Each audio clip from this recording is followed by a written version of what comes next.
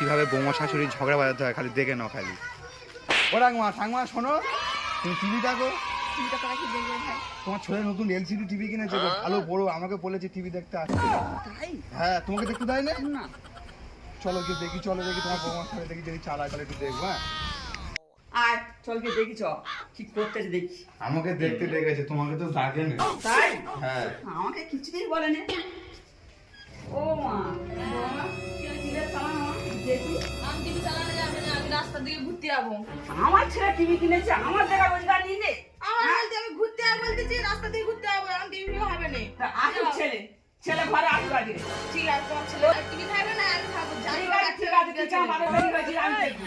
ঠিক আছে, জায়গা বাসটা বেছে নেই। তারপর ব্যবস্থা যেন করতে পারি, আমি আর বাপের বের না। ঠিক আছে, দেখবো। ঠিক আছে, আসুক। ছেলে আসুক, বলো হয় টিভি সরাও না আমার সরার জন্য। কি আবার কাজ করে রয়েছে, দেখে রয়েছে যে টিভি আমাকে ভেঙে দিতে হবে। সে পড়াতে কিনে আসতে হবে, সেদিন ভেঙে না, কি রাস্তায় ঘোরা পেয়েছে একবারে। প্রত্যেকদিন বিকেলে চলে যাবে ঘুরতে। কেন গো? হ্যাঁ, তুই ঘরের জন্য কি নিয়ে আসো না কেন ছেলে? শুনো, আসতে যা টিভি দেখতে দিবে না। না, তুই কালকে থেকে আসিস আমাদের বাড়ি।